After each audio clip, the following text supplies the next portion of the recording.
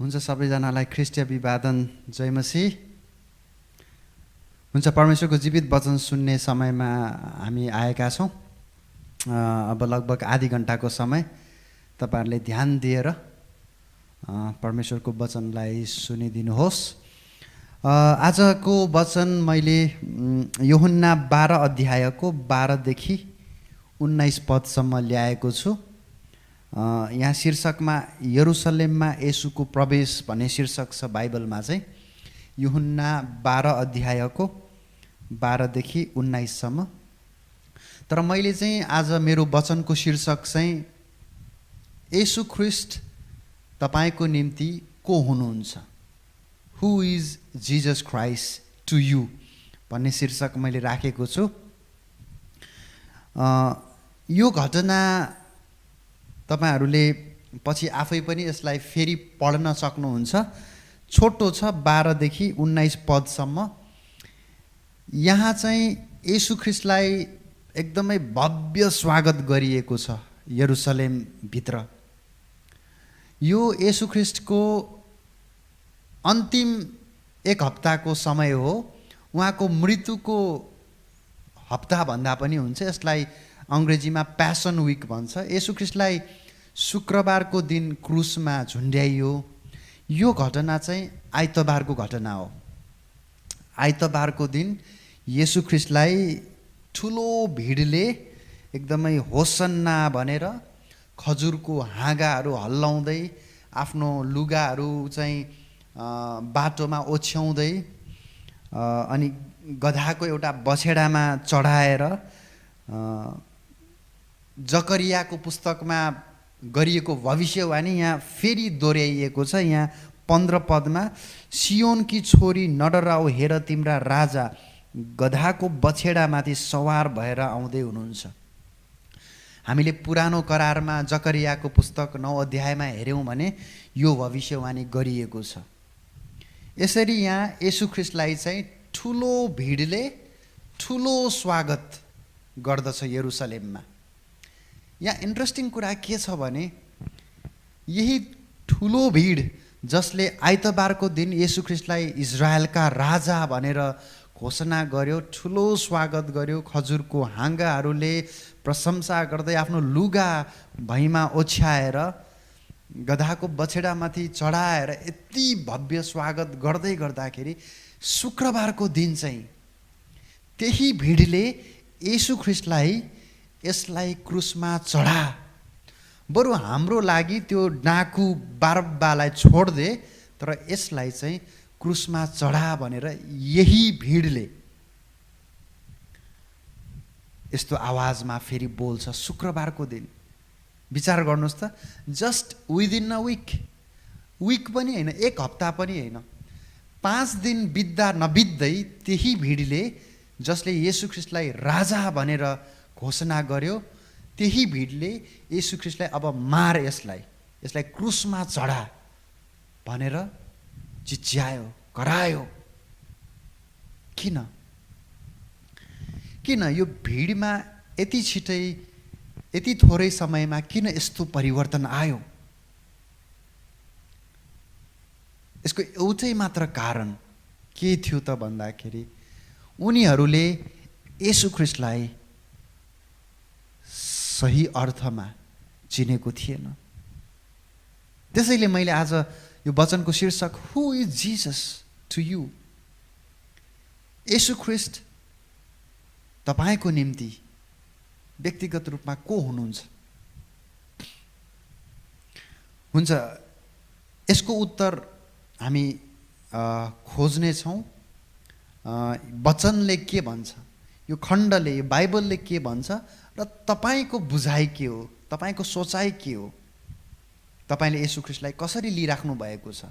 यो एउटा व्यक्तिगत मनन गर्नुपर्ने प्रश्न भयो। र यो सन्दर्भबाट चाहिँ म यहाँ विभिन्न भिडहरूले येशू ख्रीष्टलाई कसरी बुझिरहेका थिए, म यताबाट सुरु गर्न चाहन्छु। सर्वप्रथम मैले अघि नै सुरुमै भने कि येशू ख्रीष्टलाई ठुलो भिडले ठुलो भव्य स्वागत गर्यो। तर यो ठुलो भिड चाहिँ केवल इजरायलीहरूको मात्रै भिड थिएन, यहुदीहरूको मात्रै भिड थिएन, तर यो भिडमा साना साना अरू थुप्रै ग्रुप्सहरू पनि थियो होइन, ग्रुपहरू पनि थियो। त्यो भएर यो भिडहरूको विषयमा म पहिला यही टेक्स्टबाट म केही कुराहरू तपाईँहरूको सामु राख्न चाहन्छु। सर्वप्रथम यो भर्स 9 मा हेरौँ, 9 पदमा यहुदीहरूको एउटा ठुलो भिड भनेर भनेको छ। उनीहरू किन आएको थियो? मृतकबाट जीवित पार्नु भएको लाजरसलाई हेर्न भनी तिनीहरू आएका थिए। पहिलो भिड यहाँ मेन्सन गरिएको छ, यहाँ उल्लेख गरिएको छ। पहिलो भिड यहाँ कस्तो खालको भिड जम्मा भएको थियो त भन्दाखेरि लाजरस, जसलाई येशू ख्रीष्टले भर्खरै केही दिन अगाडि मृतकबाट जीवित पार्नुभयो। मरेको 4 दिन भइसकेको थियो। मार्था र मरियमको भाइ लाजरस मरेको 4 दिन भइसकेको थियो। 4 दिनपछि येशू ख्रीष्टले बिउताउनु भयो। यो आश्चर्य कर्म हेर्न आएका भिडहरू यो ठाउँमा थियो। लाजरस जीवित भई उठेको हेर्न आएको भिड थियो भनेर यहाँ 9 पदले भन्छ है। मृतकबाट जीवित पार्नु भएको लाजरसलाई पनि हेर्न भनी तिनीहरू आएका थिए। यो पहिलो प्रकारको भिड। अब म दोस्रो प्रकारको भिड पनि यहाँ हामी देख्छौँ। यो भिडको विषयमा म चर्चा गर्न चाहन्छु। भर्स 12 मा छ, 12 पदमा हेर्नुहोस् है। भोलिपल्ट चाडमा आउने ठुलो भिडले येशू यरुसलेममा आउँदै हुनुहुन्छ भन्ने सुन्यो। अर्को भिड चाहिँ निस्तार चाड मनाउनलाई आएको भिड। यहुदीहरू, इजरायलीहरू वर्षमा 3 चोटि चाहिँ यरुसलेममा उनीहरू पुग्नै पर्थ्यो। यो एउटा व्यवस्था थियो, विशेष गरी निस्तार चाडको दिनमा। त्यो भएर एउटा भिड चाहिँ कस्तो प्रकारको भिड थियो? निस्तार चाड मनाउन हैन, यो डायस्पोरा जताततै छरपष्ट भएर बसेका यहुदीहरू यरुसलेममा आएका थिए। यो भिडले पनि येशूलाई ठुलो र भव्य स्वागत गरेको देख्यो, हेर्यो, सहभागी भयो। यो दोस्रो प्रकारको भिड। अब तेस्रो प्रकारको भिडको म कुरा गर्न चाहन्छु। यो भर्स 17 मा एक्चुअली हामी हेरौँ, 17 पदमा लाजरसलाई चिहानबाट बोलाएर मृतकबाट जीवित पार्नु हुँदा उहाँको साथमा हुने भिडका मानिसहरूले उहाँको गवाई दिइ नै रहेका थिए। लाजरसलाई लाइभ जीवित भएर उठेको देख्ने भिडहरूले यो ठाउँमा गवाई दिइरहेको थियो। भन्नुको मतलब यो तेस्रो टाइप अफ भिड चाहिँ कस्तो थियो? लाजरसलाई लाइभ देखेको, मरेको लाजरस जीवित भई उठेको गवाई दिइरहेका मानिसहरूको सङ्ख्या, भिड पनि यो येशू ख्रीष्टलाई स्वागत गर्ने ठाउँमा थियो। यिनीहरू पनि मिक्स थियो त्यो ठाउँमा। यो तेस्रो टाइप अफ भिड भयो, तेस्रो प्रकारको भिड भयो। अब एक्चुअली 10 पदमा हेरौँ। यसैले मुख्य पुजारीहरूले लाजरसलाई मार्ने मतो गरे, किनभने तिनैले गर्दा यहुदीहरूमध्ये धेरैजना छुटिएर गई येशूमाथि विश्वास गर्न लागेका थिए।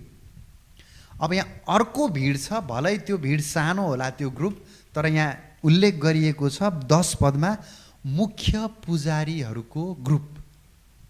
लाजरसलाई मार्नलाई र येशूलाई फसाउनलाई भनेर आएको मुख्य पुजारीहरूको ग्रुप पनि यो ठाउँमा थियो। यिनीहरू पनि येशू ख्रीष्टलाई होसन्ना भनेर राजा घोषणा गर्दै गर्दाखेरि यिनीहरू पनि यो भिडमा थियो, छुट्टै आफ्नै एउटा उद्देश्य लिएर है त। यो चौथो प्रकारको भिड भयो। अब 5औं प्रकारको भिडको कुरा गरौँ। 18 पदमा छ, उहाँले यो चिन्ह गर्नुभएको थियो भनी सुनेको हुनाले पनि भिड उहाँलाई भेट्न गएको थियो। 18 पदले भन्छ, 17 पदले लाइभ देखेर आएका भिडहरू, जसले लाइभ देखेका थिए, ती लाइभ देखेका भिडले येशू ख्रीष्टको गवाई दिइराखेका थियो। त्यो अचम्मको कार्यको गवाई दिइरहेको थियो भने 18 पदले के भन्छ? त्यो मरेको लाजरस पुनर्जीवित भयो भनेर सुनेर परपरबाट हेर्न आएको भिड पनि यहाँ थियो। एउटा लोकल भिड जसले लाइभ देख्यो, अर्को चाहिँ टाढाबाट सुनेर हेर्न आएका है, यो भिड पनि यहाँ मिक्सअप थियो। अब अन्तिम प्रकारको भिडको म चर्चा गर्नेछु। यो 20 पदमा छ। यो 6औं भिड है त।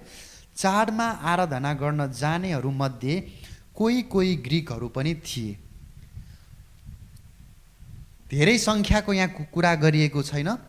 कोही कोही ग्रिकहरू, मैले अघि पनि भने निस्तार चाड मनाउनलाई आएका ठुलो इजरायलीहरू यहुदीहरूको भिडमा ग्रिकहरू पनि थियो भनेपछि यो ग्रुप पनि थियो, यो आराधना गर्न आएको ग्रुप। अब मैले यी ग्रुपहरूको विषयमा किन चर्चा गर्दैछु त भन्दाखेरि येशू ख्रिस्टलाई, जसले होसन्ना राजाहरूका राजा, इस्राएलका राजा भनेर जसरी ठुलो स्वागत गर्यो नि, यो ठुलो भिडले ठुलो स्वागत गर्यो नि, यो आइतबारमा गरेको स्वागत शुक्रबारको दिनमा यसलाई मार भनेर क्रुसमा चढा भन्ने शब्दमा परिवर्तन भयो। होसन्ना भन्ने चाहिँ क्रुसिफाई हिम, राजा भनेर उचालेको शब्द चाहिँ यसलाई मार भन्ने शब्दमा परिवर्तन भयो। किन? यो ठुलो भिडमा यो परिवर्तन किन आयो? एउटै मात्र कारण, येशू ख्रिस्टलाई यिनीहरूले ठिकसँग चिन्न सकेको थिएन। हु इज जिजस भन्ने कुरा यिनीहरूले राम्ररी बुझेको थिएन। यहाँ एउटा भर्समा यसरी लेखिएको छ 16 पदमा, यी कुराहरू उहाँका चेलाहरूले पहिले बुझेनन्। यस्तो किन भइरहेको छ? किन यस्तो ठुलो स्वागत गरिरहेको छ? किन होसन्ना भनेर खजुरको बोटहरूले राजा भनेर गधाको बछेडामा किन राखिरहेछ भनेर यहाँ 16 पदले के भन्छ? येशूको चेलाहरूले पहिले बुझेनन्, तर येशूको महिमा भएपछि यी कुराहरू उहाँको विषयमा लेखिएका थिए र यी काम उहाँको निम्ति तिनीहरूले गरेका हुन् भन्ने तिनीहरूले सम्झे। येशूका चेलाहरू पनि यो भविष्यवाणीको विषयमा अझ पनि स्पष्ट थिएन, उनीहरू पनि कन्फ्युज थियो। त्यो भएर येशू ख्रिस्टका चेलाहरू पनि कन्फ्युज भएको अवस्था थियो। भनेपछि त्यो ठुलो भिड पनि उनीहरूमा पनि हु इज जिजस क्राइस्ट, येशू ख्रिस्ट को हुनुहुन्छ भन्ने कुरा उनीहरू स्पष्ट अझ पनि उनीहरूलाई थाहा थिएन। त्यो भएर मैले अघि नै तपाईँहरूलाई सुरुमै भने कि आज मैले यो वचनको शीर्षक चाहिँ येशू ख्रिस्ट तपाईँको निम्ति को हुनुहुन्छ। प्रियहरू, म पहिलो विचार यही मैले राख्न चाहेँ। आजको लागि यही घटनालाई आधार मानेर म पहिलो थट के राख्न चाहन्छु भने प्रियहरू छ नि, यदि हामीले येशू ख्रिस्टलाई ठिकसित चिनेर हामीले पछ्याउन सकेनौँ भने हामीले पनि कुनै बेला येशू ख्रिस्टलाई यसलाई क्रुसमा चढा भनेर बोली पठाउन सक्छौँ। अब येशू ख्रिस्टलाई हामी फेरि शारीरिक रूपमा त क्रुसमा चढाउन सक्दैनौँ, तर त्यस्तै खालको व्यवहार, त्यस्तै खालको सोच, त्यस्तै खालको जीवन हामी जिउन सक्छौँ। अनि त्यो कति ठुलो दुःखदायी समय हुनेछ, त्यो कति दुःखको कुरा हुनेछ। येशूलाई क्रुसमा हरेक दिन टाँग्ने अथवा येशू ख्रिस्टलाई क्रुसमा टाँग्ने खालको जीवन जिउनु, त्यो कति दुःखको कुरा हुनेछ। येशू ख्रिस्टलाई आज पनि, त्यो बेला पनि त्यो ठुलो भिडले येशू ख्रिस्टलाई चिन्नु सकेन सही अर्थमा। आज पनि येशू ख्रिस्टलाई धेरैजनाले आज पनि चिन्न सकेका छैन। म केही उदाहरणहरू दिन चाहन्छु। जस्तै फर इक्जाम्पल मर्मन्स भन्ने ग्रुप छ होइन, क्रिस्चियन्सहरूकै ग्रुप हो, एउटा सम्प्रदाय हो। उनीहरूले येशू ख्रीष्टलाई के भन्छन् त भन्दाखेरि येशू ख्रीष्ट चाहिँ प्रभु हुनुहुन्न, जिसस इज नट गड। त्यो येशू ख्रीष्ट भनेको चाहिँ प्रधान स्वर्गदूत हो जसद्वारा सबै कुरा सृष्टि भए।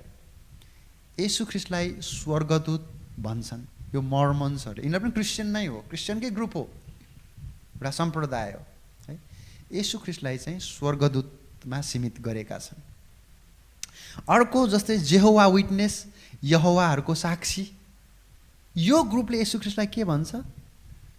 Okay, Jesus is a separate god but lesser than father god. अर्थात् हो परमेश्वर हो, तर पिता परमेश्वर भन्दा येशू चाहिँ कम इन्फेरियर हुनुहुन्छ। पिता परमेश्वरको बराबरमा चाहिँ येशू ख्रीष्ट हुनुहुन्न भनेर जेहोवा विटनेसले भन्छ। पिता र माता हैन, यो परमेश्वरको लेभलमा येशू ख्रीष्टलाई राख्दैन। यो चाहिँ जेहोवा विटनेस भयो। अब इस्लामको कुरा गरौँ। मुस्लिमहरूले, इस्लामले के भन्छ? येशू ख्रीष्टलाई अल्लाहले पठाएको एकजना अगमवक्ता, प्रोफेटमा सीमित गरेको छ।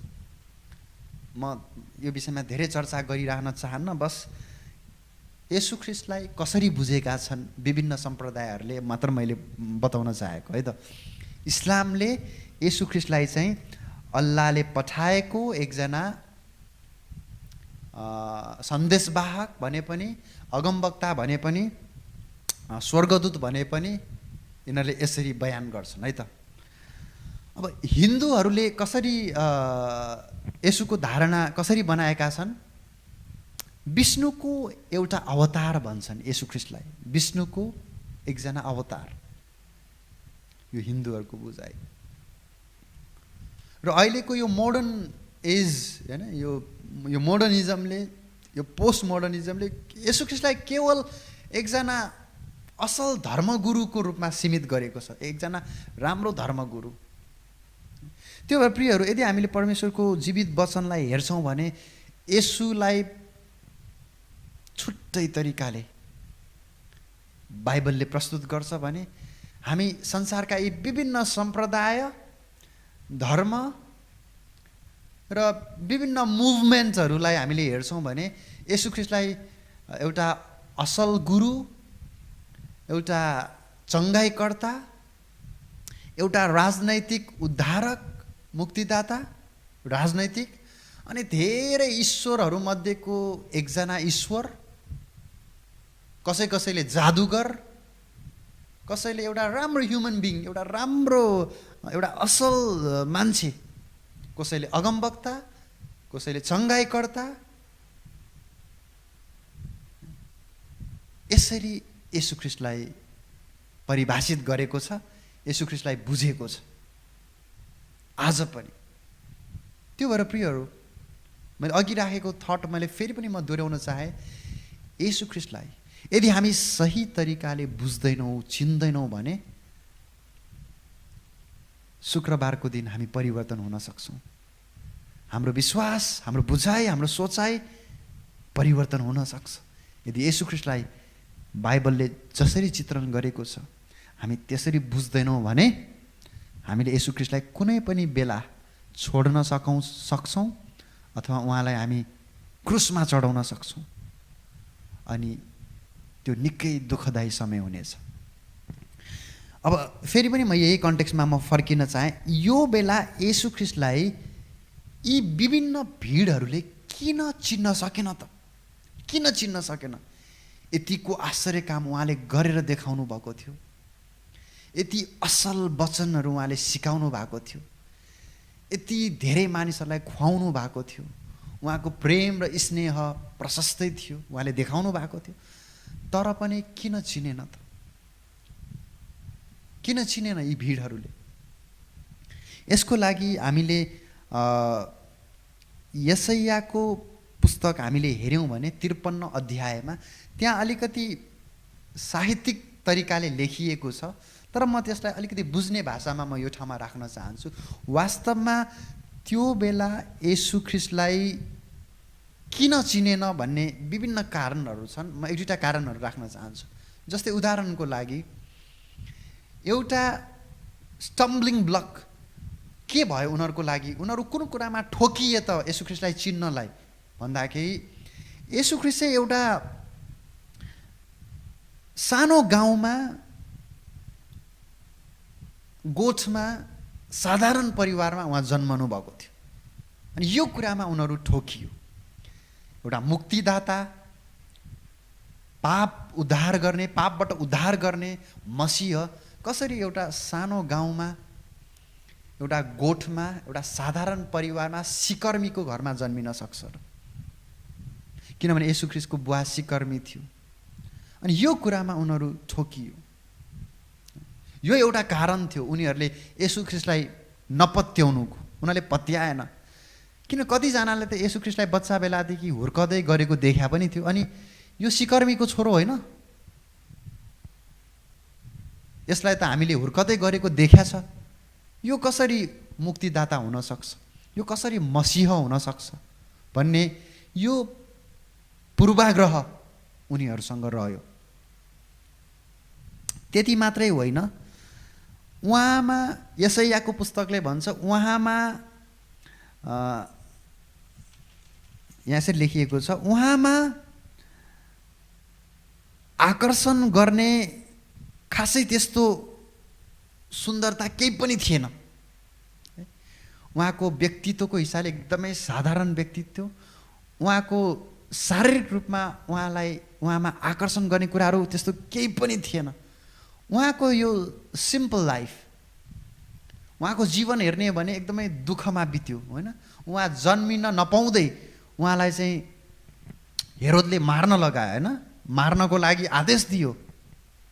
यसरी जन्मन नपाउँदै उहाँलाई चाहिँ मार्ने प्रयास गरियो। जब उहाँ हुर्कदै जानुभयो त्यही अनुसार उहाँ धेरै सतावटमा, धेरै दुःखमा, मान्छेहरूले उहाँलाई धेरै बदनाम गर्यो। पछि पछि आएर त होइन उहाँलाई फसाउने मतो गर्यो, उहाँलाई ढुङ्गाले हान्न खोज्यो, मार्नु खोज्यो। उहाँलाई अन्तिम समयमा, क्रुसको समयमा त झन् उहाँको अवस्था, उहाँको यो जुन जीवन छ यो यति साधारण जीवन थियो र यति दुःख कष्टमा उहाँ जिउनु भयो, यति अपमानमा, यति हेलामा उहाँ जिउनु भयो। यी सबै कुराहरूले मानिसहरूलाई येशू ख्रीष्ट चिन्नलाई रोक्यो। किनभने यस्तो सिम्पल मान्छे, यस्तो सिकर्मीको छोरा, यस्तो गाउँमा जन्मेको, यस्तो गोठमा जन्मेको मान्छे कसरी मसीह हुन सक्छ? त्यो प्रतिज्ञा गरेको मसीह कसरी हुन सक्छ? अझ यो भन्दा पनि यिनीहरू त्यो बेला यिनीहरूको लागि स्टम्बलिङ ब्लक भयो त्यो कुरा, त्यो घटना जब येशू ख्रीष्टलाई समातियो, उहाँलाई कोर्रा हानियो, उहाँलाई थुकियो, उहाँलाई नङ्गाइयो, उहाँलाई लाचार अवस्थामा जब क्रुसमा टाँगियो, त्यसपछि यिनीहरू पूर्ण रूपले यिनीहरूले अब येशू ख्रीष्टलाई इन्कार गर्यो। किनभने अब सजिलै अब उनीहरूको कन्क्लुजन के भयो त भन्दाखेरि आफैलाई बचाउन नसक्ने यो येशूले, यो मसीहले हामीलाई कसरी रोमीहरूबाट छुटकारा देला? र सबैभन्दा ठुलो प्रब्लम नै यहीँ रह्यो। किनभने यहुदीहरू, इजरायलीहरू इतिहासमा लामो समयदेखि विभिन्न देशहरूको दासत्वमा उनीहरू परिराखेका थियो। नामै लिनु पर्दाखेरि सुरुमा असुरहरूको दासत्वमा उनीहरू लामो समयसम्म बस्नु पर्यो। त्यसपछि असुरहरूपछि बेबिलोनहरूको दासत्वमा उनीहरू अन्डरमा बस्नु पर्यो लामो समयसम्म। त्यसपछि पर्सिया होइन, मेडो पर्सियनहरूको देशमा उनीहरू बस्नु पर्यो। त्यसपछि ग्रिस आयो, ग्रिसले उनीहरूलाई दासत्वमा राख्यो, उनीहरूको अन्डरमा बस्नु पर्यो। अलेक्जेन्डर द ग्रेट, उहाँपछि अरू 4 जना उहाँको जेनरल्सहरू होइन, टोलेमिज भन्छ, सेलुसिड्स भन्छ, विभिन्न अरू थुप्रै जेनरल्सहरू देशहरूको अन्डरमा इजरायलीहरू जिउनु पर्यो। अब यो येशू ख्रीष्टको पालामा कसको अन्डरमा थियो इजरायलीहरू? रोमन्सहरूको अन्डरमा थियो। रोमन्सहरू। अब पुरानो करारमा त मसीहा आउँछ अनि तिमीहरूलाई छुटकारा गर्छ भन्ने भविष्यवाणी त थियो। त्यो भविष्यवाणी चाहिँ एउटा पोलिटिकल मसाया मात्रै होइन, राजनैतिक मसीहको मात्रै कुरा गरेका छैन, तर एउटा सफरिङ मसीहको पनि भविष्यवाणी गरिएको थियो। यही कुरामा इजरायलीहरू यहुदीहरू फेल खायो। पोलिटिकल मसायाको रूपमा पनि छ न त, तर उनीहरूले बस त्यही एउटा कुरालाई मात्र आफ्नो दिमागमा राख्यो। तर सफरिङ मसाया, तर दुःख कष्ट भोग्ने एकजना मसीहा पनि आउने छ भन्ने कुरा पनि त थियो। त्यो कुरालाई उनीहरूले चिन्नु सकेन, बुझ्नु सकेन। अनि जब येशू ख्रीष्टले त्यो लाजरस भन्ने मान्छेलाई भ्युताउनु भयो, 4 दिनपछि मरेको मान्छेलाई जब उहाँले जीवित पार्नुभयो, तब त्यो भिडलाई लाग्यो कि this is the right time, अब यो चाहिँ ठिक समय हो। यस्तो पावर भएको मान्छे यही हो मसीहा, यसले नै हामीलाई रोमन्सहरूबाट यसले हामीलाई छुटकारा दिनु सक्छ। किनभने यस्तो मरेको मान्छेलाई भ्युताउन सक्ने यो पावर यसले युज गर्यो भने त रोमन्सहरू भनेको त के हो र? किनभने सारा जनता यरुसलेममा जम्मा भएको थियो हैन। अब विद्रोह गर्ने यो एकदमै राइट टाइमिङ थियो हैन। विद्रोह गर्ने यो एकदमै राइट टाइमिङ थियो, किनभने सारा जनता जम्मा भएको थियो। त्यो भएर पोलिटिकल एउटा स्वार्थ इन्ट्रेस्ट लिएर त्यहाँ कतिवटा ग्रुपहरू त्यहाँ आइराखेका थियो। अब यो बेला आन्दोलन चर्काउन सकियो भने हामी रोमी सरकारलाई ढाल्न सक्छौँ। अनि यस्ता उद्देश्य लिएर पनि त्यहाँ आएका ग्रुपहरू थियो, यो भिडहरू थियो।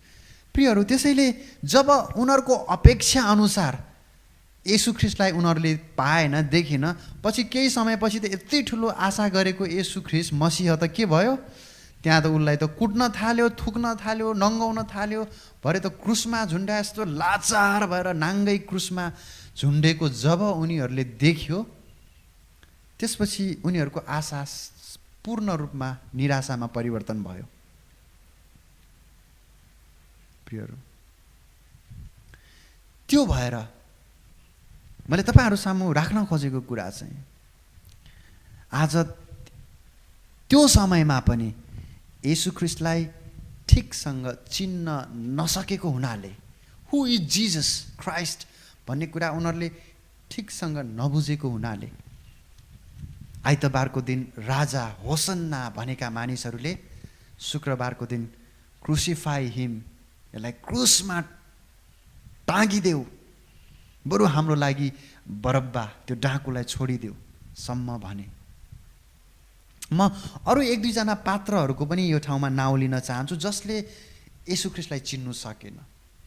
त्यसमा सबैभन्दा पहिला धेरैजना छ न त, म 2-3 नाउँ लिन चाहन्छु। यहुदा इस्करियोत, जुदास। येशू ख्रीष्ट आफैले छान्नु भएको चेला थियो यहुदा, तर 30 टुक्रा चाँदीमा येशू ख्रीष्टलाई उसले धोका दियो। येशू ख्रीष्टसँग सँगै हिँडेको, सँगै सुतेको, सँगै खाएको, येशू ख्रीष्टका सबै वचनहरू सुनेको, येशू ख्रीष्टले गरेको सबै आश्चर्य कामहरूमा सहभागी भएको, देखेको, नजिकबाट 3 वर्षसम्म सँगसँगै हिँडेको,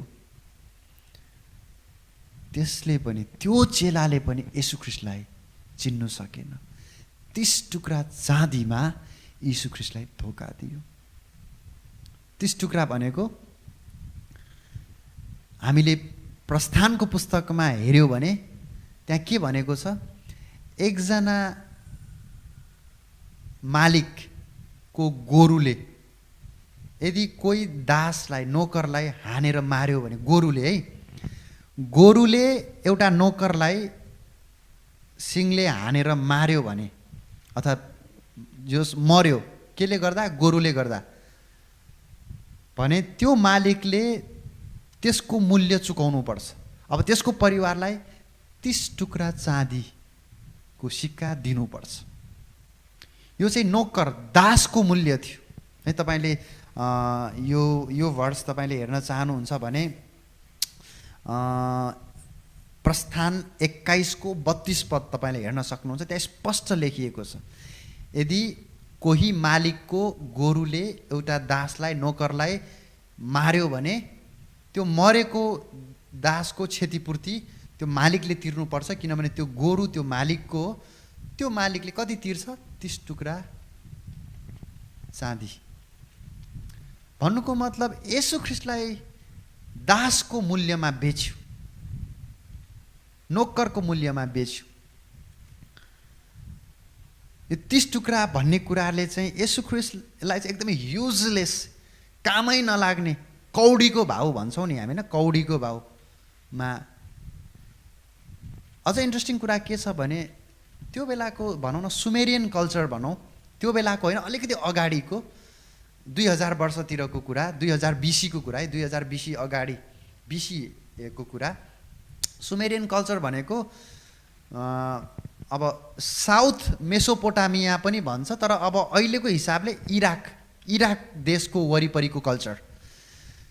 त्यो बेलाको कल्चरमा यो 60 अङ्क छ नि, त्यो भनेको एकदमै पर्फेक्ट नम्बर हो, एकदमै कम्प्लिट नम्बर, पूर्ण अङ्क हो 60 भनेको चाहिँ। यो चाहिँ एउटा बेस नम्बर हो। जसरी अहिले हामीले 10 नम्बर 10 लाई हामी बेस मान्छौँ, त्यो बेला चाहिँ 60 भनेको चाहिँ एकदम फाउन्डेसनल, एकदमै बेस नम्बर हो।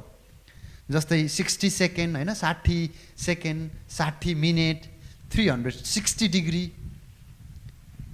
कुनै पनि कुरा चाहिँ एउटा स्ट्यान्डर्ड फर्मेटमा मेजरमेन्ट गर्नु पर्यो भने 60 लाई लिन्थ्यो, नम्बर 60 लाई।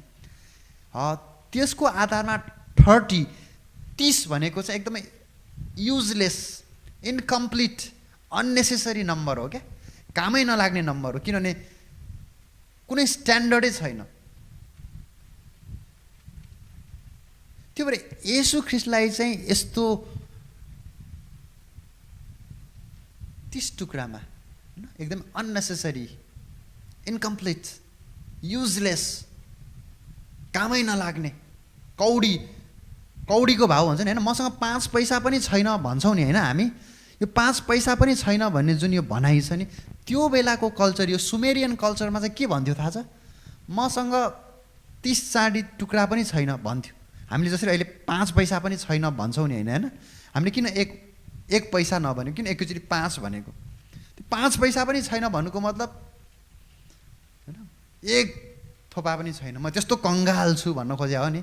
त्यो भएर 30 चाँदी टुक्रा मसँग छैन, यो एउटा एकदमै प्रोभर्बियल स्टेटमेन्टै थियो त्यो बेलाको समयमा। 30 टुक्रा चाँदी भनेको कौडी। त्यो भएर येशू ख्रीष्टलाई यहुदा भन्ने चेला, जसले सबैभन्दा बेस्ट टिचर पाएको थियो, बेस्ट इन्स्ट्रक्टर पाएको थियो, बेस्ट फ्रेन्ड पाएको थियो, यस्तो राम्रो इन्भाइरोमेन्ट पाएको चेलाले येशू ख्रीष्टलाई चिन्नु सकेन। त्यसैले हु इज जिजस, यो प्रश्नले हाम्रो भविष्यको निर्धारण गर्छ, माथि जानेको कि तल जानेको। म भन्छु संसारको सबैभन्दा महत्त्वपूर्ण प्रश्न हो यो, तपाईको लागि येशू को हुनुहुन्छ? यसको आन्सरले हाम्रो भविष्य निर्धारण हुन्छ प्रियहरू। त्यसैले अघि राखेको पहिलो थट मैले यहाँ फेरि पनि राख्न चाहे, यदि येशू ख्रीष्टलाई हामीले ठिक तरिकाले चिन्नु सकेन भने आज पनि हामीले येशू ख्रीष्टलाई क्रुसमा चढा यसलाई भन्नु बेर लाग्दैन। मैले भर्खर यहुदाको कुरा गरेँ, यस्तो बेस्ट परमेश्वर अथवा human, as a human teacher, यस्तो बेस्ट मान्छे पाउँदाखेरि पनि यसले धोका दियो। किनभने यसले चिन्न सकेका थिएन। चिनेको भए कहाँ दिन्थ्यो र धोका, होइन? यदि येशू ख्रीष्टलाई सही तरिकाले चिनेको भए किन धोका दिन्थ्यो र? हुन त यो विषयमा भविष्यवाणी गरिएको थियो, तर त्यो यहुदा नै हुनुपर्छ भन्ने त थिएन नि, होइन? खैर, अर्को एकजना मान्छेको म नाउँ लिन चाहन्छु, देमास। यसको लागि हामी एउटा भर्स म पढ्नेछु।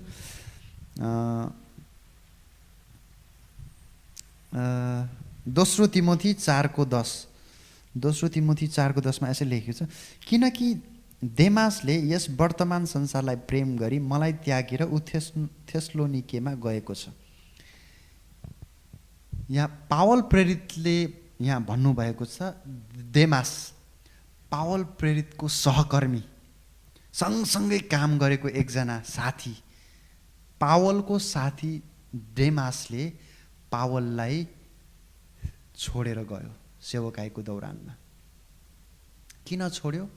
पावलले भन्छ, वर्तमान समयलाई प्रेम गरेर मलाई देमासले छोडिदियो। यो पावललाई छोडेको होइन, परमेश्वरको मिनिस्ट्रीलाई देमासले छोडेर गयो। यो सङ्केत यस्तै छ, त्यहाँ क्लियरली त्यही शब्द प्रयोग नगरे पनि त्यसको भाव हामी बुझ्न सक्छौँ। मैले यो एक दुईवटा प्रतिनिधि पात्रहरू मात्र मैले यहाँ नाउँ लिएँ। यूहन्ना 6:66 के भन्छ? धेरै चेलाहरूले त्यसपछि येशू ख्रीष्टलाई त्यागे भनेर लेखेको छ। धेरैजना चेलाहरू थिए जसले येशू ख्रीष्टलाई त्यागे। पत्रुसलाई पनि हेर्नुहोस् न है, येशूसँगै हिँडेको, खाएको, सुतेको, बोलेको, सबै कुरा देखेको, यति राम्रो शिक्षा पाएको, यति बेस्ट टिचर, यति बेस्ट रब्बी गुरु पाउँदा पाउँदा पत्रुसले समेत म यसलाई चिन्दिनँ भनेर 3 चोटिसम्म भन्यो। प्रियहरू, त्यो भएर यो एकदमै सिरियस कुरा हो। येशू ख्रीष्ट को हुनुहुन्छ तपाईँको लागि? यदि कसैले तपाईँलाई येशू ख्रीष्ट को हुनुहुन्छ भनेर सोध्यो भने तपाईँको आन्सर के हुन्छ? तपाईँको बुझाइ के हो आजको मितिसम्म? हु इज जिजस फर यु? चङ्गाइकर्ता, जादुगर, स्वर्गदूत, अगमवक्ता, असल मान्छे, धार्मिक गुरु, ईश्वरहरूमध्येको कुनै एउटा ईश्वर? हु इज जिजस? येशू ख्रीष्ट को हुनुहुन्छ तपाईँको निम्ति? त्यो बेला पनि यस्ता धेरै भिडहरू थिए जसले येशू ख्रीष्टलाई पछ्याउन त पछ्यायो, तर येशू ख्रीष्ट को हुनुहुन्छ भन्ने कुरा राम्ररी बुझेका थिएन। त्यही अज्ञानताको कारण उनीहरूले आइतबार राजा भन्यो, शुक्रबार क्रुसमा चढायो। अब म एउटा थट राखेर म आजको वचनलाई अन्त गर्न चाहन्छु। Jesus is god. येशू ख्रीष्ट प्रभु हुनुहुन्छ। Simple answer. येशू ख्रीष्टलाई मान्छेमा, चङ्गाइकर्तामा, जादुगरमा, स्वर्गदूतमा, कुनै ईश्वरहरूमध्येको एउटा ईश्वरमा, धार्मिक गुरुमा, असल मान्छेमा सीमित नगर्नुहोस्। Jesus is god. येशू प्रभु हुनुहुन्छ।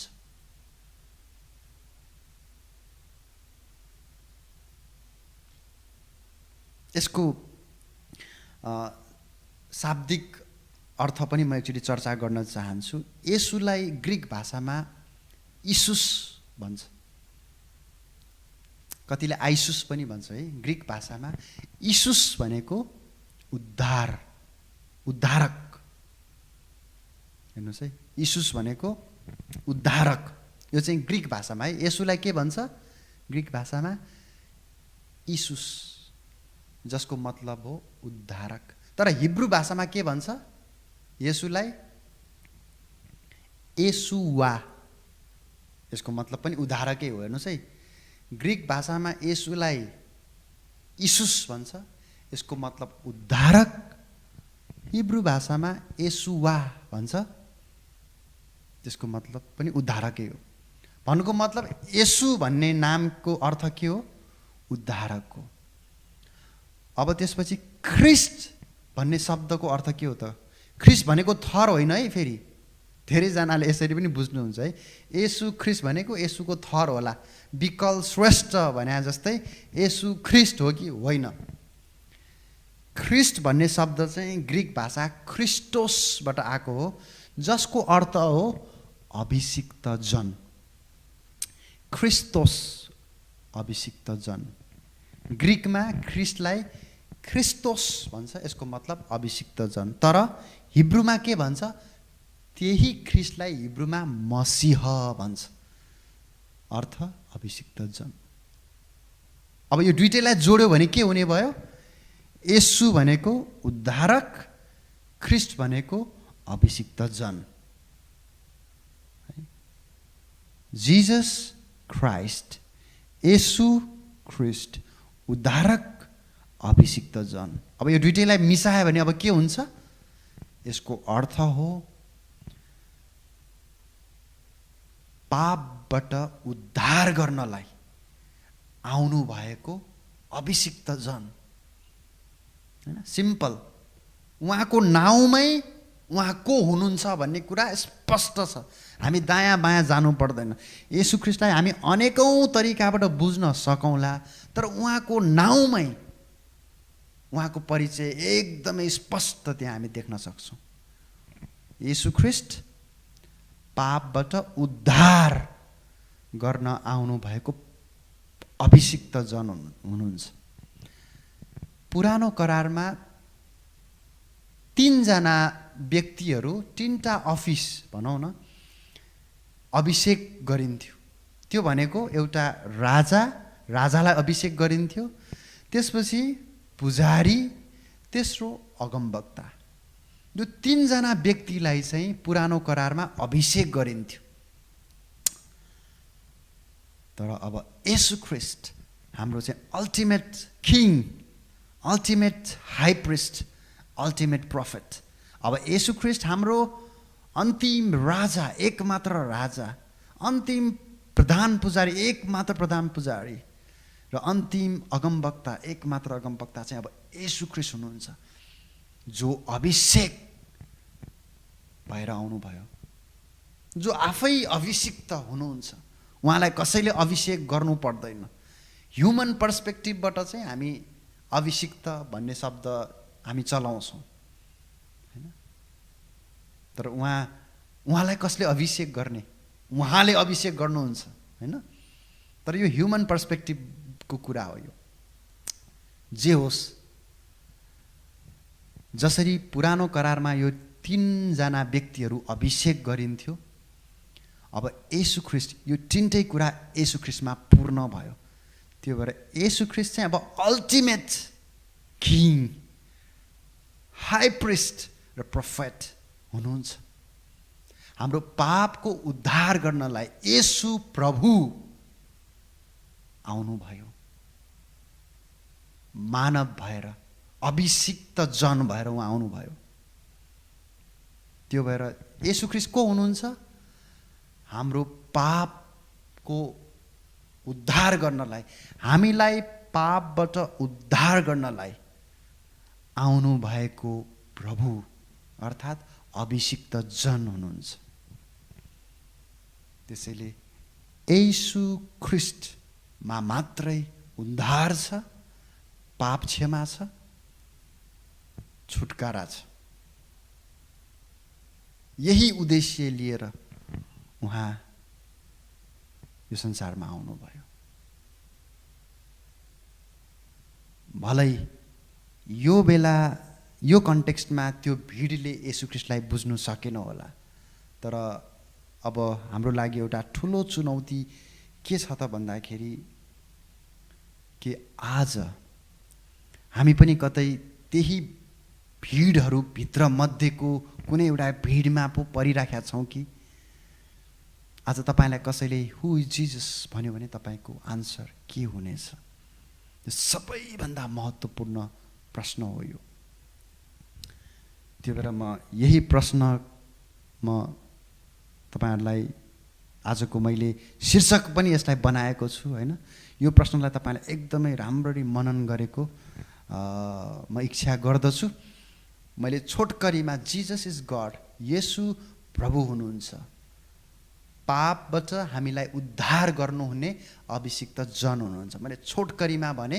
अब यो विषयमा अझ थप अरू कुराहरू बुझ्नको लागि हामीले अरू व्यक्तिगत समय हामीले अझ बिताउनु पर्ने हुन्छ। आजलाई म यति नै राख्न चाहन्छु।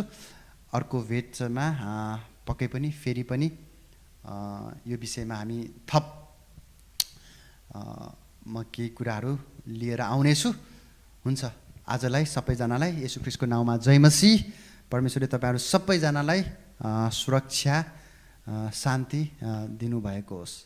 हुन्छ, जय मसीह।